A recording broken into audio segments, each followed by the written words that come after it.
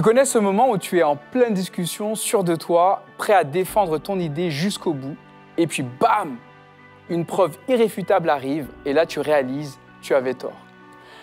Au début, ça pique un peu, l'ego grince et l'agacement monte. Mais avoue, c'est surtout rageant parce que maintenant tu dois l'admettre. La bonne nouvelle, se tromper, c'est juste une escale sur la route de l'apprentissage.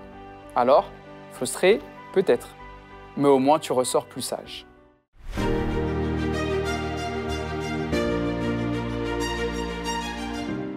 La pensée du jour se trouve dans Jean chapitre 3, verset 3.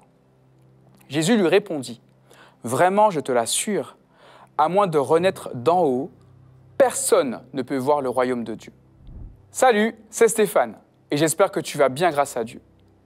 Je fais coucou à tous ceux qui nous demandent dans les commentaires de prier pour eux. Nous prions pour vous et j'espère vraiment que vous allez pouvoir voir se réaliser l'exaucement de vos prières. Il existe encore dans le monde des personnes qui se définissent par une lignée ou par une filiation. Elles portent un nom particulier ou un titre et se le transmettent de génération en génération avec des biens et des propriétés. Il y a les rois, les nobles et autres rentiers. La Bible parle de cela, mais également de personnes qui pensaient détenir la vie éternelle par droit de filiation. Je t'explique. Nous sommes au début du ministère de Jésus et il commence à être connu. Dernièrement, je t'ai parlé d'un officier romain qui avait voulu rencontrer Jésus pour qu'il guérisse son serviteur malade. Aujourd'hui, il s'agit également d'une personne qui veut rencontrer Jésus, mais cette fois-ci pour une question relative à la manière d'être sauvé.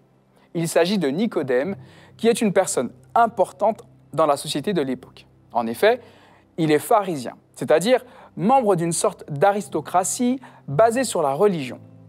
Ces membres doivent être juifs de manière indubitable, éduqués, avec de grandes connaissances des textes sacrés, mais également en droit, politique, culture, histoire, etc.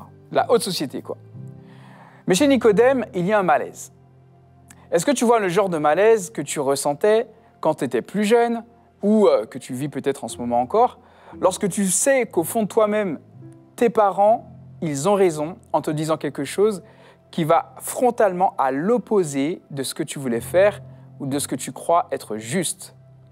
Te rappelles-tu la frustration, l'agacement, tu veux lutter, tu essayes d'argumenter, tu tournes le sujet dans tous les sens, mais tu dois te rendre intérieurement à l'évidence. Tes parents ont raison et toi, tu as tort. Eh bien, c'est la situation dans laquelle se trouve très probablement Nicodème dans le rôle de l'adolescent et Jésus dans le rôle du parent. Jésus va en quelques mots lui faire comprendre que tout ce qui est pour lui une source d'accomplissement personnel et de droit au salut est caduc. Tu peux être juif, pharisien, éduqué, connaître la Torah par cœur, ça ne te sauvera jamais. Être sauvé, c'est naître de nouveau, naître d'en haut. Et cette assertion a dû être très difficile à admettre pour Nicodème. Mais finalement, il a accepté Jésus comme son sauveur.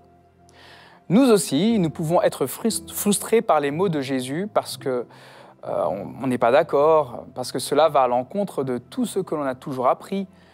Et Jésus le comprend et ne te le reproche pas. Cependant, tu as un pas vers lui à faire que personne ne peut faire à ta place. Mettre ton agacement de côté et humblement accepter les enseignements du Seigneur Jésus et te soumettre à sa volonté est ce que tu dois faire. Que le Seigneur donc t'inspire puissamment et que tu puisses voir sa gloire dans ta vie.